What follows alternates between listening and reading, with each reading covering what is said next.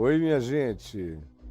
Eu tô aqui sem preview, tô aqui vendo a minha vinheta e oi, agora eu tô me vendo aqui com clareza. Isso é só um teste, um teste para você que está sem assistir o Papo de Graça já há 3 meses. E eu estava aqui sentado pensando no que aconteceu de janeiro de 2020 para cá.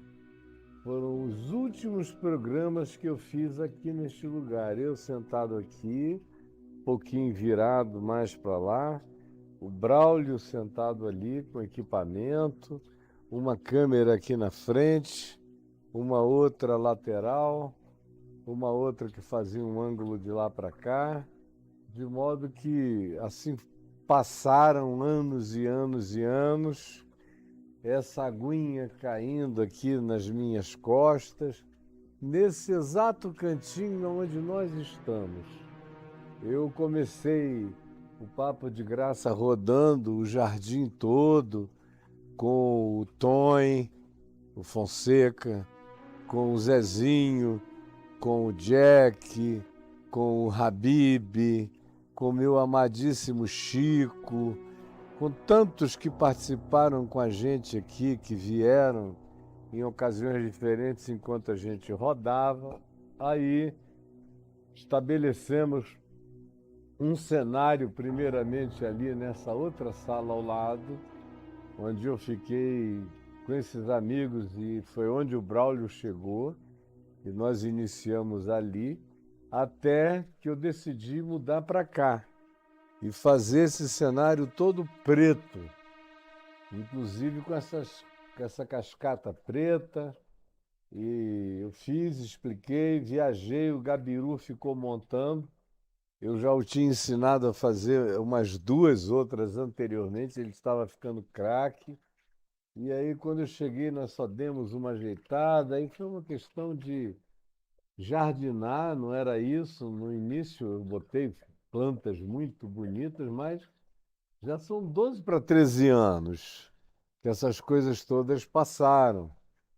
E quando chegou a pandemia, eu tinha acabado de retornar com a Adriana de uma viagem que amigos nos convidaram como convidados dele, e eles nos ciceronearam por uma viagem muito agradável pelo Caribe, que acabou sendo concluída em Miami, onde eu morei muito tempo, conheço tudo lá e matei saudades de gente amiga, de lugares agradáveis, foi tudo muito bom. E aí começamos a ver no jornal nos Estados Unidos que estávamos nos aproximando de um clima de pandemia, e aí dissemos: olha, é melhor sairmos daqui. Já estava começando a chegar a força pandêmica nos Estados Unidos, em Nova York. Nós achamos melhor voltarmos para casa o quanto antes. Em Londres já tinha havido uma explosão, na Itália, em alguns lugares, e a minha mulher preocupada, querendo voltar para casa.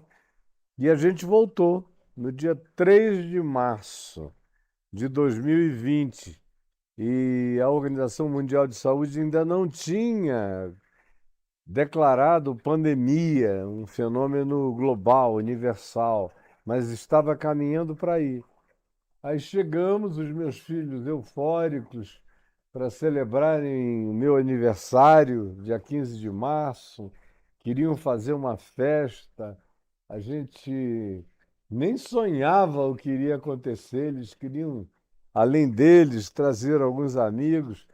E fizemos um ensaiozinho disso e estávamos eufóricos com aquela celebração, todos viriam para cá, muito agradável para o meu coração, quando veio a notícia da pandemia e os filhos começaram a ler tudo, e aí houve um consenso aqui entre 3 ou 4 filhos que disseram: olha, aniversário do papai, não, não e não. Não pode, não vamos fazer, não vamos brincar de jeito nenhum. Nosso negócio é preservá-lo e isso é perigoso. Aí tinha uma declaração do ministro da Defesa de Israel dizendo: olha, essa doença é muito, muito doída, porque ela é a doença dos netinhos para com os vovôs. Os netinhos sentem muito menos, voltam para casa e contaminam os seus vovôs que estão com condições de reação muito baixa, de defesa orgânica, de imunidade, e serão as principais vítimas. Aí os meus netos já ficaram preocupados e todo mundo, não, não vamos. E eu olhando, tinha um netinho lindo meu que tinha vindo do Rio só para o meu aniversário. Eu estava todo dengoso com aquilo, os outros todos reunidos. E aí chegou o dia em que ele acordou correndo para me dar um abraço. Era o dia do meu aniversário e ele veio correndo.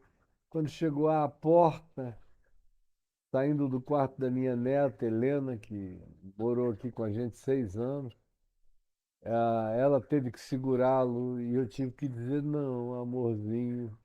E essa foi a coisa mais doída para mim da pandemia, que eu carrego lágrimas até hoje, foi vê-lo espantado e eu dizer: você não vai poder abraçar o seu avô durante muito tempo, até a gente saber quando vai ser possível, porque a perversidade dessa doença é que você pode não estar sentindo nada. Aí passar para mim, que já estou mais velho, uma coisa que pode me matar em 15 dias. Então, eu não quero que você carregue, nenhum de vocês, nenhuma preocupação por terem me contaminado. É melhor a gente sofrer agora e se preservar do que dar lugar às emoções e às impressões e acabarmos objetivamente nos fazendo mal. Aí eu vi os olhinhos dele cheios de lágrimas, eu o abracei à distância, todo liquefeito. Doeu, doeu, doeu e doeu demais. E a espera foi longa. E eu nunca mais fiz um programa aqui. Desde a pandemia, eu estava voltando para recomeçar aqui com o Braulio, quando ela veio, e aí não podíamos mais reunir os nossos funcionários, todos jovens, vindos de lugares diferentes. A maioria não estava tomando cuidados necessários, essa que é a verdade. Muitos deles pegaram a doença, passaram muito mal, outros mais ou menos, outros ficaram preocupados. E se eu tivesse pego a de qualquer um, poderia ter sido catastrófico para mim. Fato é que nós paramos de fazer e não podíamos nem usar o equipamento. E aí eu pedi ao Tiago, meu genro, para dar um jeito nisso. A gente acabou indo vendendo os equipamentos. Muita gente começou a querer comprar. Despedimos a maior parte dos funcionários. Foram absorvidos pelo Edivaldo na empresa dele e do filho, que me deu mais paz ao coração. E fiquei esperando uma solução. E enquanto eu esperava, eu comecei a fazer muitas lives, vocês lembram? No Instagram, todo dia eu fazia pelo menos uma live. Houve dias de eu fazer de manhã, à tarde e à noite. Depois eu fazia de manhã, à tarde eu fazia um Zoom in com o Caio, com vários alunos que se inscreveram para passar a tarde conversando comigo sobre as questões que aquela pandemia estava trazendo. E à noite, em geral, eu fazia outra vez mais uma live. Fiz dezenas e dezenas e dezenas, milhões de pessoas acompanharam, até que o Braulio me disse: olha, eu consegui montar aqui um equipamento com alguns computadores, uma mesa de corte, tudo de internet, tudo usando aparelho celular como câmera, e eu estou pronto para a gente começar a rodar. Aí foi assim que fizemos. Rodou a vinheta para lá, para cá, eu entrei, a gente podia rodar, chamar pessoas, botar no ar, entrevistar. Dava uma aparência de quase normalidade, mas tinha que ser lá em cima na minha sala. E não podia ser aqui embaixo. E eu com saudade, viajava por aí afora, todo mundo dizia: escuta, quando é que você vai voltar lá para baixo? E eu ansioso. Hoje é a primeira vez que eu cheguei aqui. Eu, por exemplo, no meu senso crítico, a gente está fazendo isso aqui para testar, é um teste. Testar a qualidade da internet, se vai segurar direito o tempo todo, o papo de graça ao vivo por 1h30, 2 horas. Eu vou fazê-lo com a Adriana, quando estiver tudo arrumadinho, não agora, mas quando eu aprovar tudo. Ela vai entrar sentada aqui aonde o Braulio sentava ao meu lado. Vai ter uma câmera virada para ela na hora que ela sentar, uma outra para mim, ela que vai pegar as respostas. Eu estou adorando ver esse cenário da tarde. Hoje choveu o dia inteiro, então à tarde está bem verde, fresca. Olha como está. Eu estou vendo a minha imagem aqui no preview de um celular terceiro, que é o meu aqui no meio, e eu tenho críticas. A minha crítica é que falta mais luz em mim, eu estou escuro, o cenário, o fundo atrás é muito claro, as duas câmeras, eu estou muito vermelho, muito escuro, está faltando botar mais luz, então eu estou fazendo isso aqui para ir corrigindo. Porque eu sou o cara que tem que ficar feliz com o que a gente faz aqui. É tudo muito improvisado, tudo é muito amador, mas no amadorismo tem que ficar o mais bonito possível. Então, por exemplo, eu já sei aqui agora que está faltando botar mais luz em cima de mim. Sejam essas luzes de cima, ou sejam trazer mais algumas dessas rodas que eu tenho guardadas ali no outro estúdio, para aumentar, porque a luz de trás está muito forte. Então, se ela está muito forte, o contraste é grande, eu escureço aqui na frente e fica um tanto alienígena esse contraste, essa vermelhidão. E eu não faço bronzeamento solar em máquina, estilo Donald Trump, que entra na máquina e fica se queimando para ficar vermelhão. Não é o meu caso. Então, eu estou fazendo aqui um teste com vocês para a gente começar de fato amanhã. Está anunciado aí no meu Instagram, no meu YouTube, nas plataformas, no TikTok, aonde você for ver no Twitter, avisando que amanhã, às 15 horas, eu recomeço o Papo de Graça de onde eu parei. E eu parei aqui em Mateus, no capítulo 5, no verso 4. A minha única fala foi sobre domínio próprio, foi a última. Sobre o significado do manso, dos mansos. E por que o manso, que é esse indivíduo que eu falei, não é um molenga, não é uma Maria Mole, não é um bobão, não é um idiotado, não é nada disso. Ao contrário, o exemplo de manso, o único ser manso, manso, absolutamente manso, se você assistiu o que eu já disse, está aí no YouTube, foi Jesus.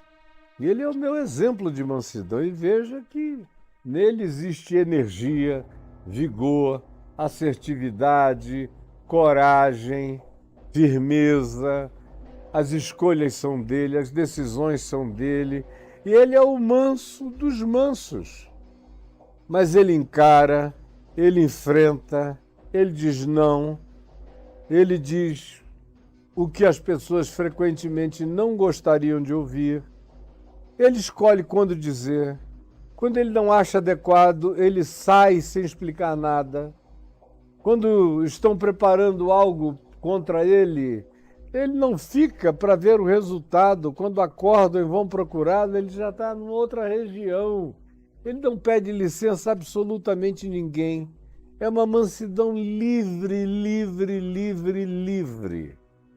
Ele não reúne um conselho de estrategistas para ver o que ele vai fazer na próxima ocasião. Ao contrário, você vai aprender aqui comigo nos detalhes o significado da verdadeira mansidão e de como ela demanda alguém que não seja um bobo, que não seja um covarde. Um covarde não é manso, ele é só um covarde. O indivíduo que sofre de timidez patológica não é um manso, é só uma pessoa completamente agrilhoada, aprisionada, amordaçada pela timidez adoecida. Uma pessoa que sofra de um espírito de autocrítica exacerbado e tenha medo de juízos e de se pronunciar e de ser julgado, não é manso, é apenas um ser em estado de autopreservação acovardada pelo medo de julgamentos exteriores, mas não tem nada de mansidão nessa pessoa. Uma pessoa que sofre de um espírito de autopreservação e que, além de tudo e acima de tudo e sobretudo e para além de todos, só o que importa a ele é se autopreservar, o que importa a ela é não trazer qualquer coisa que possa significar uma condição em relação à qual ela tenha que ter trabalho, ou tratar, ou explicar, ou se defender, ou ser assertiva, ou ter que encarar as consequências, foge, porque detesta isso, não é uma pessoa mansa. É só uma pessoa acomodada, sem solidariedade, sem empatia, sem simpatia, sem coragem generosa para viver. Mas mansa não é. Mansidão a gente só aprende em Jesus. Na prática de Jesus eu sei como é um ser humano ser manso. Ele é o manso. Vinde a mim, aprendei de mim, como ele diz em Mateus no capítulo 11, porque eu sou manso e humilde de coração. O manso, portanto, também não é aquele cara que se diz tão manso que não diz que é manso. Esse manso é só um indivíduo que não tem coragem de se expressar e até o fato do autocontrole dele ser exercitado por ele cotidianamente, sem nenhum orgulho, mas com o coração quebrantado e exercitado todo dia, não permite a ele, no entanto, dizer não. Eu tenho convicção de que eu busco viver a vida de um ser humano manso. E se você não gosta disso, vá dormir com esse barulho. Mas é assim que é, e eu não estou aberto para manipulação de ninguém, para tentarem fazer de mim o que eu não sou, me colocar nos combates que eu não escolhi, nas guerras nas quais eu não entrarei, nos conflitos que eu não herdei, não herdarei, não quererei. Ninguém vai me forçar isso. Isso é o manso, que tem a coragem disto, como tem a coragem de fazer o azorrague na hora apropriada, expulsar do templo todos os vendilhões e aproveitadores. É assim que age o manso, tanto quanto em sendo avisado que vai ser preso e vilipendiado, escorchado e abusado e de todas as maneiras torturado, mesmo sabendo disto, não dá um passo atrás, anda na direção, diz, aí vem o torturador, o príncipe deste mundo, e ele nada tem em mim, mas esta é a hora das trevas, e ninguém corra, Chegou a hora de encarar. E não é com força, nem com violência, nem com espada, nem com qualquer outro tipo de impertinência miliciana. Nós vamos encarar com o peito aberto e com a força da nossa fé, que é a vitória que vence o mundo.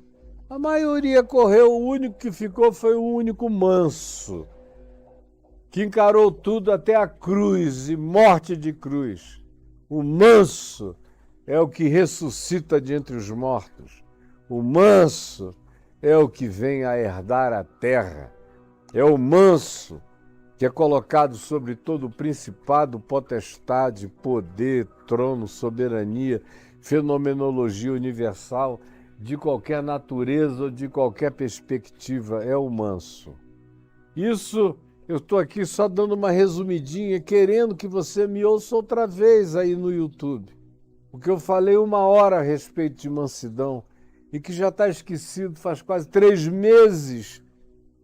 Eu gostaria que você, se possível, se reatualizasse para quando a gente começar amanhã, você está me vendo? Para que quando a gente comece amanhã isso esteja tudo pululante dentro de você. É daqui que a gente volta a fazer o Papo de Graça, no cenário antigo. As pessoas que vinham reclamando de mim, aonde eu ia no Brasil, cadê aquele cenário, aquela natureza, cadê aquela cascata negra, surreal? Tá tudo aqui. Eu vou pedir para darem um corte aqui para essa câmera. Dá um cortinho aí. Hoje eu tenho um auxiliar aqui comigo chamado Caio Araújo. E tenho lá dentro também o meu genro, o Tiago. Eu não sei se é esta aqui ou se é aquela ali que pegam essa cascata aqui, só para eu ter uma ideia do meu posicionamento. Vocês estão me ouvindo? Tem alguma que pegue aqui essa cascata, afinal? Ou não tem, Gabiru? Tem? Então eu não estou vendo nada no meu retorno aqui. Deve estar com um delay daqueles assim, tipo, vai a lua e volta, no meu delay. Mas eu estou aqui esperando no meu celular de retorno. Ele está num delay agora que chegou. Peraí, estava chegando, aí cortou de novo para esse aqui. Então, o que é aí?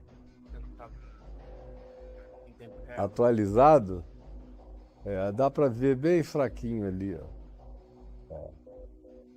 Dá para ver ali um pouquinho, você está vendo? Voltamos, enfim, então, para o mesmo lugar, tá bom? E é daqui que nós vamos prosseguir, só que agora com a Adriana, sendo aquela que vai me ajudar. Divulgue para todo mundo. Nós vamos transmitir também para o Instagram. Vai ter um celular aqui virado para mim, enquanto eu estiver falando. E toda vez que a Adriana entrar, o Gabiru vai estar sentado ali para virar para ela e trazer para mim, virar para ela, trazer para mim. É como a gente pode ir fazendo para atingir todas as plataformas que a gente quer atingir. Então, feito este ensaio, porque isso aqui é um ensaio, minha gente, eu agradeço por você ter vindo.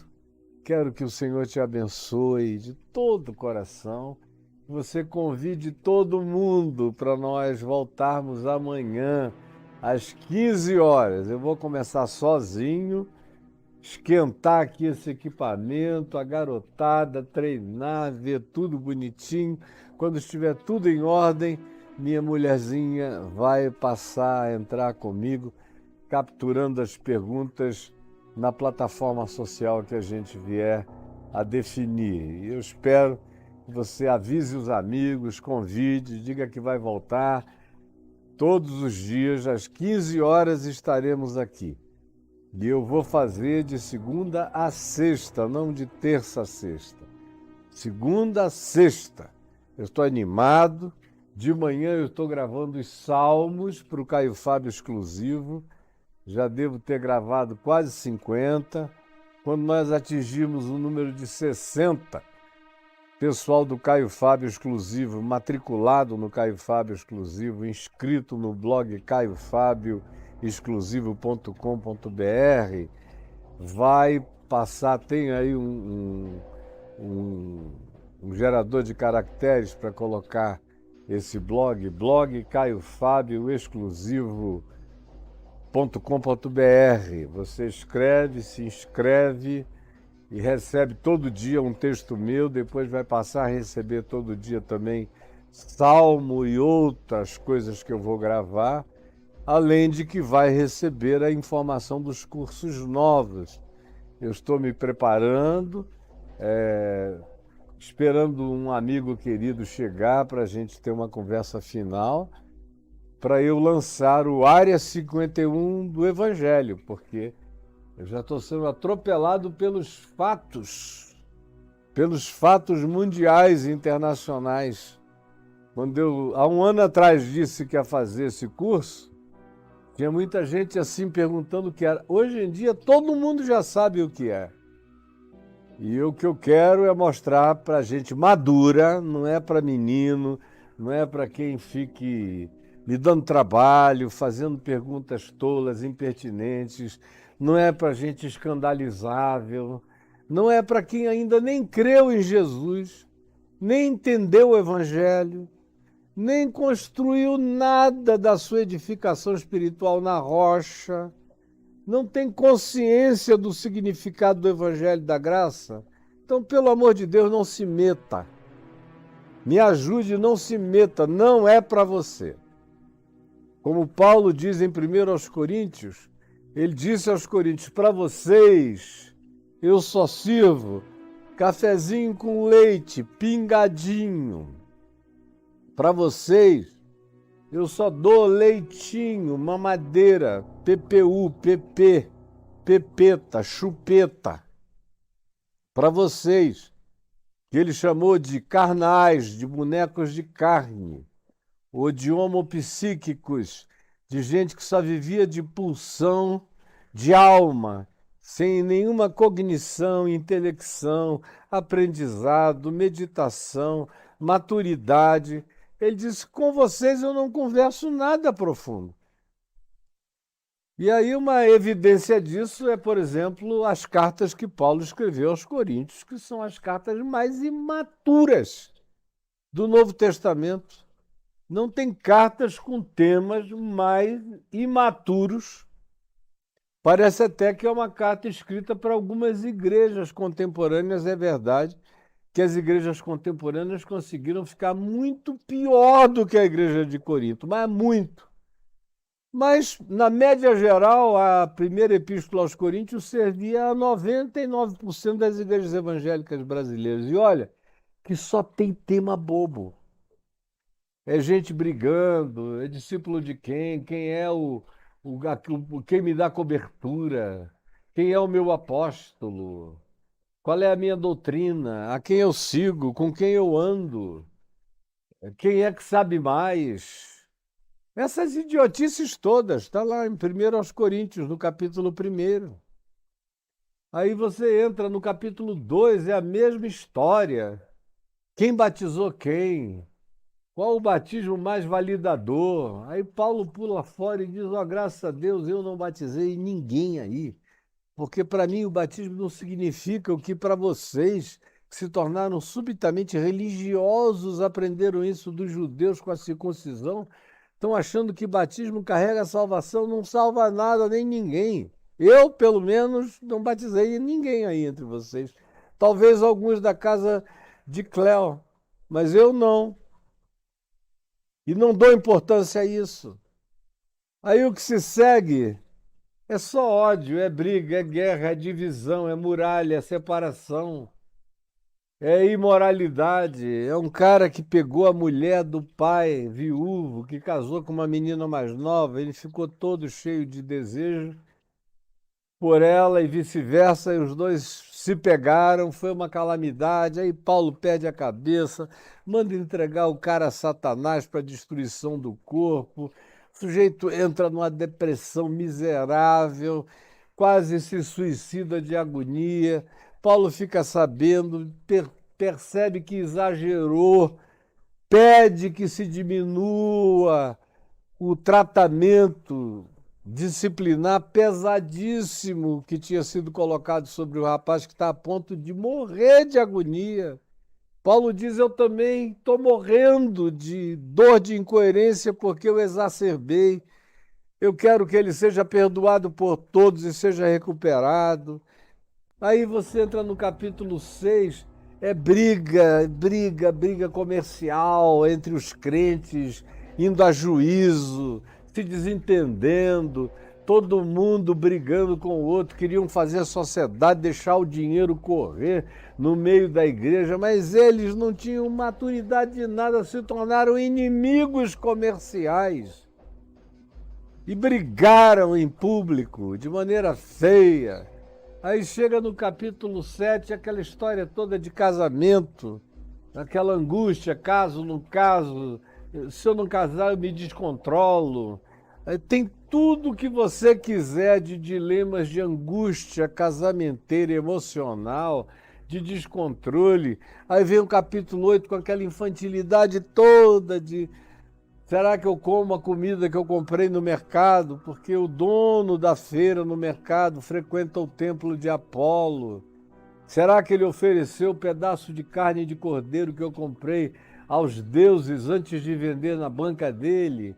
Aí começa todo aquele conflito com aqueles crentes santarados dizendo se alguém comprar e comer comida que foi vendida ou oferecida no templo de Apolo e depois colocada numa banca na Ágora de Éfeso ou de Corinto ou de qualquer cidade, esse é um sacrifício, é uma comida, é um alimento sacrificado aos ídolos. Quem comer vai ficar doente, vai passar mal. Igualzinho o papo pentecostal e neopentecostal contemporâneo. Paulo fica uma onça.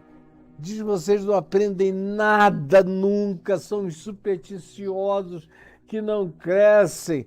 No capítulo 9 ele faz objeções e enfrentamento ao pessoal que falava mal dele. Gente que ele levou a Cristo, mas era um pessoal ruim de alma.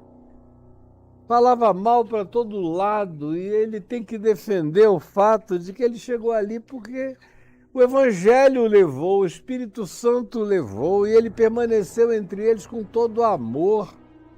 Que aquilo que eles estavam fazendo era algo absolutamente perverso. Fosse com Paulo, fosse com quem quer que fosse. E aí, como a imoralidade, a idolatria, a murmuração, a arrogância eram sentimentos recorrentes e dominantes naquela comunidade, no capítulo 10, ele cita exemplos de Israel no deserto e disse, olha, vocês são iguais a eles. E tudo que aconteceu com eles no deserto é exemplo do que pode acontecer com vocês agora. Aí ele entra na ceia do Senhor no capítulo 11, que era uma cafagestagem sacrossanta, eucarística. Os ricos levavam vinhos dos melhores tipos e comidas, preparavam as suas melhores mesas na festa do ágape. A Eucaristia na antiguidade não era com esse pãozinho e esse vinhozinho, suco de uva, era um banquete, era chamada festa do amor, festa do ágape, onde cada um que tinha levava tudo que tinha, quem não tinha trazia o que não tinha, todo mundo todavia trocava, quem tinha ajudava quem não tinha servia quem tinha, todo mundo ajudava todo mundo e no fim todos participavam. Mas em Corinto, chegou a um ponto em que os ricos separavam a sua comida, era só para eles e para a família deles e para o nível social deles. E os demais passavam fome, sem ter o que comer na ceia do Senhor, sem ter o que beber enquanto eles enchiam a cara, enquanto alguns ficavam bêbados, como Paulo diz, enquanto alguns se embriagam na ceia. E ficam com ânsia de vômito e outros com fome. Essa é a ceia de vocês? Isso não tem nada a ver com Cristo Jesus. Quando vocês se reúnem para se piorarem na alma, não para se melhorarem. Vocês não se reúnem para melhor, e sim para pior. Aí ele descreve Antes, aquela situação das mulheres, aquela briga acerca do véu, da dominação do homem, do machismo, do chauvinismo e das mulheres que, para serem tratadas com algum respeito, tinham que cobrir a cabeça, para não serem do lado de fora tratadas como prostitutas em Corinto e do lado de dentro não serem julgadas como se o fossem, mesmo que não o fossem. Aí Paulo faz uma pequena alusão ao livro de Enoque e a Gênesis 6, aos anjos, aos Benai Elohim, aos vigilantes, que desejaram as mulheres, como lá em Gênesis 6 se diz. Aqui em 1 Coríntios 11 ele diz, e a mulher deve cobrir a face e se vestir pudicamente no culto também por causa dos anjos. Uma alusão a Gênesis 6. Mas é um assunto que, quando chegar a hora, a gente vai explicar. Pois bem, aí o capítulo 12 é sobre aquela loucura pentecostal, onde tinha gente dizendo, maldito Jesus, falando porcaria, palavrão, como língua estranha, profecias loucas. E aí o que está acontecendo hoje é o que estava acontecendo então, e Paulo está dizendo, meu Deus, o que é isso? No capítulo 13 ele diz, se vocês não aprenderem o caminho do amor, a vida de vocês com Deus e nada é a mesma coisa, é lata batendo, vocês são ocos. Aí no capítulo 14 ele diz, se vocês não tiverem equilíbrio, se não praticarem esses dons com bom senso, com ordem, com calma, com paz, com silêncio, com o sentido de reverência, com racionalidade, o que vocês estão fazendo é ensinando a insanidade uns aos outros e a quem vê de longe. Só veem que vocês são loucos. Aí no capítulo 15 ele conserta uma doutrina, porque já tinha gente dizendo que a ressurreição tinha acontecido. Todo tipo de invenção doutrinária. Então vocês vejam, para gente como os de Corinto, a área 51 do Evangelho eu não estou fazendo. Eu estou fazendo para gente que tem uma consciência mais, segundo a carta de Paulo aos Efésios, para gente que já entendeu a epístola aos Hebreus, para gente que tem uma consciência mais aprofundada de Colossenses, da epístola de Paulo aos Colossenses. Agora, se você é daquele tipo que diz, Caio, eu posso beber isso aqui? Caio, o que é que você acha dessas coisas que estão aparecendo por aí? Caio, é o diabo tudo isso? Ou serão os anjos chegando? Caio, quando é que Jesus vai voltar? Caio, pelo amor de Deus. Aí vai ouvir uns outros caras que estão aí dando dia, hora, mês e ano, mentindo para vocês descaradamente. Tem uma figura que eu conheço há anos, que já foi deputado federal aqui, ele faz qualquer negócio para aparecer. Qualquer negócio. Meu respeito por ele é nenhum. Eu o conheço há anos. Que agora está aí com o Apocalipse na mão, dando aula de quem são as duas testemunhas, quem são os 144 mil, como se fosse assim uma bobagem fácil de entender. Ele não sabe nada, está literalizando aquilo que só vai criar uma confusão louca na cabeça de milhões que querem literalismos, explicitações, simplificações, certezas que Jesus não deu sobre nada para ninguém. Para ninguém. Mas você vai ver daqui a alguns dias eu começar a dizer, se você quiser participar da área 51 do Evangelho, é aqui que você vai ter que se inscrever. E se você quiser saber do tema e já está inscrito, escreva aí, está aí no GC, você pode colocar blog Caio Fábio exclusivo.com.br, caiofabioexclusivo.com.br. E aí você se inscreve e esses vão ter acesso, tanto quanto todos aqueles que se inscrevam no Caio Fábio Exclusivo vão ter acesso primordial, facilitado e vão poder se inscrever se tiverem experiência para participar de um curso para gente grande, não para meninos, não é para creche. Por favor, para creche, vá me assistindo por aí, tentando entender com mais humildade. Agora, se você quiser dar um salto quântico e tiver fé, maturidade, lucidez para fazer isso, eu te pego pela mão e eu te levo com todo amor. Você está entendendo? Agora, também preste atenção no seguinte. Eu hoje falei aos rapazes que eu queria voltar a fazer o quanto antes, porque, meu Deus, o coitado do Edivaldo está sem receber praticamente nada. A gente está sem receber nada desde que parou aqui. Parou o papo de graça, secou a entrada. Então eu peço ao Tiago, ao Caio, para colocarem aí o GC de como você deve fazer para manutenção da Vem Ver TV. Aí você tem, eu creio que os dados, os pixies, de como você deve proceder. Aí é o CNPJ da Vem Ver TV, é o número do Pix no qual você pode contribuir. Nós temos aqui gente nova trabalhando, aqui, fora daqui. Temos despesa. Para botar no ar, todo dia tem despesa. Pifou isso, acabou aquilo, gastou aquilo outro. Está cheio de lâmpada aqui para comprar, tem salários a pagar, tem gente noiva se preparando para casar, tem gente tratando da saúde e de enfermidade, cuidando da família com filhos. Então, eu não faço isso sozinho. Eu não faço.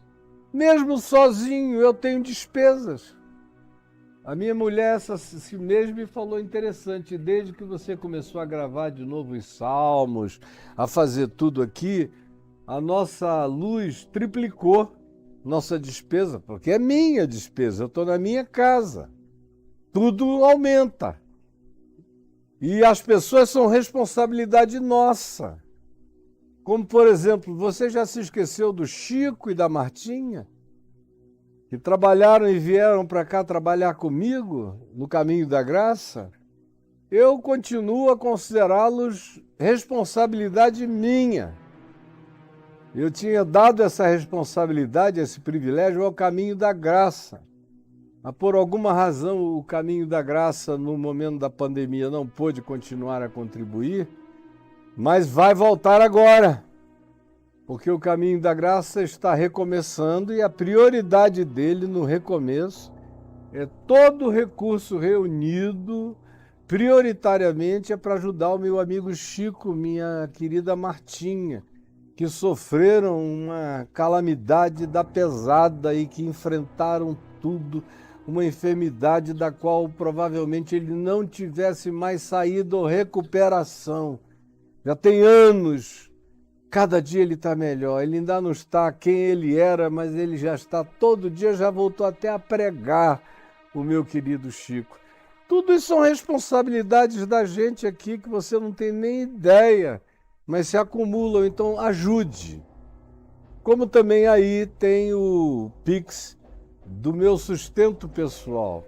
Se não estiver exatamente aí no GC, está na descrição do vídeo.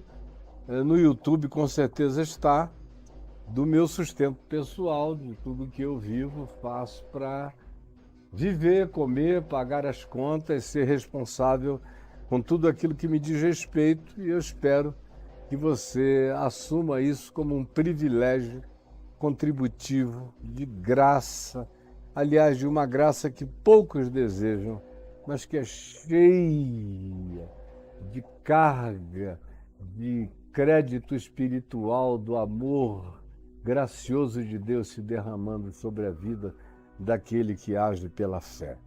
Espero que seja assim com você. Eu vou parando por aqui. Nosso teste está feito e amanhã, então, às 15 horas, venha mesmo, venha sem medo de chegar, tá bom? Eu fico aqui com você, aqui e agora. Um beijo. Deus abençoe você. Deus te abençoe. Bye, bye, planeta Terra. Amém e amém, Senhor Jesus.